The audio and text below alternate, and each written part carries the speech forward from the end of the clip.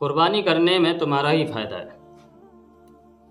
یہ بات بھی آپ ذہن نشیں فرما لیں۔ اللہ تبارک و تعالی نے ہم سے مطالبہ تو کیا ہے کہ آپ جانور ذبح کیجیے، لیکن آپ دیکھیں جانور ذبح تو کریں، حکم دیا کہ آپ اس جانور کے گوشت کے 3 حصے کر دو۔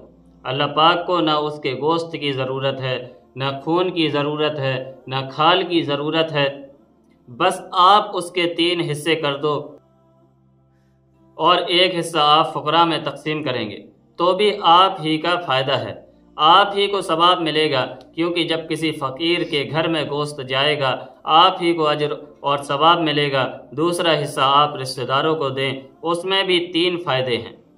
پہلا، قرابت داری کا اجر ملے گا۔ دوسرا، قربانی کا ثواب بھی پہنچے گا۔ تیسرا، حدیث پاک میں آتا ہے کہ ہدیہ دیا کرو، اس سے آپس میں محبت بڑھتی ہے۔ آپ جب اپنے عزیز اور رشتہ دار کے گھر گوشت کا ہدیہ لے کے جائیں گے تو آپس میں قرابت داری میں اضافہ ہوگا، تعلقات اور اچھے ہوں گے، تعلقات اور بہتر سے بہتر ہوتے چلے جائیں گے۔ یہ بھی کس کا فائدہ ہے؟ یہ بھی انسان کا اپنا ہی فائدہ ہے۔ اور تیسرا حصہ بتایا کہ اس کو اپنے استعمال میں لاؤ، یہ بھی انسان کا اپنا ہی فائدہ ہے۔ اللہ پاک کا حکم ہوا کہ بس ذبح کر دو اور سارا کا سارا چاہو تو خود استعمال کر لو اور چاہو تو ان کو 3 حصے میں تقسیم کر لو، جب بھی تمہارا ہی فائدہ ہے۔ محترم سامعین، جب ایک عمل جو کہ 100% ہمارے ہی نفع کے لیے، ہمارے ہی فائدے کے لیے، ہماری ہی خیر اور بہتری کے لیے ہے تو ہم بد نیتی سے اور نیت کو خراب کر کے اس عمل کو برباد نہ کریں۔ یاد رکھیں، نیت کے متعلق 3 طرح کے لوگ پائے جاتے ہیں۔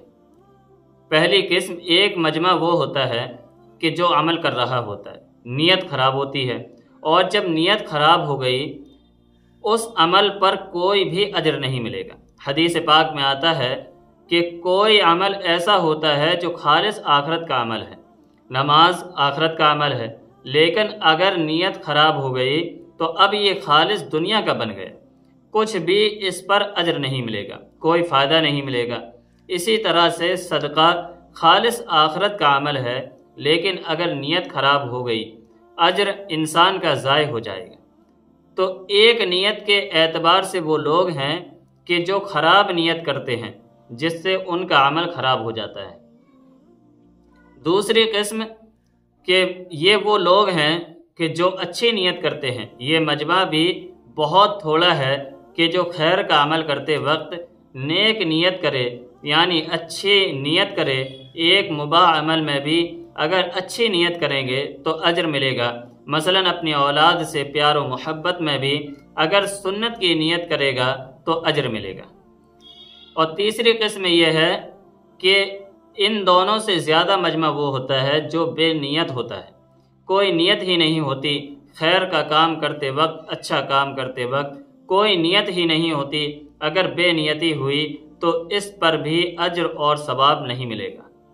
اچھی نیت ہوگی اس پر اجر ملے گا، اور اگر بری نیت ہوگی تو اس سے عمل برباد ہو جائے گا۔ اچھی نیت پر اللہ تعالی اجر دیں گے، اور پھر اس جانور کے ایک ایک بال کے بدلے میں ایک ایک نیکی ملے گی، درجات بلند ہوں گے، اور اس کا خون کا قطرہ زمین پر نہیں گرے گا کہ بندے کی مغفرت اور بخشش ہو جائے گی۔ یہ کب ہے؟ کہ جب نیک نیتی سے کیا جائے۔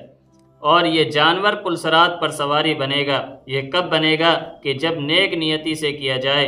لہٰذا ہم اپنی نیتوں کو خالص کریں، ابھی سے ہم اپنی نیتوں کو درست کر لیں، اور کیونکہ یہ قربانی کا مبارک عمل ہمیں کرنا ہی کرنا ہے تو نیتوں کو درست کر کے اس عمل کو اور بہتر اور اچھا بنا لیں۔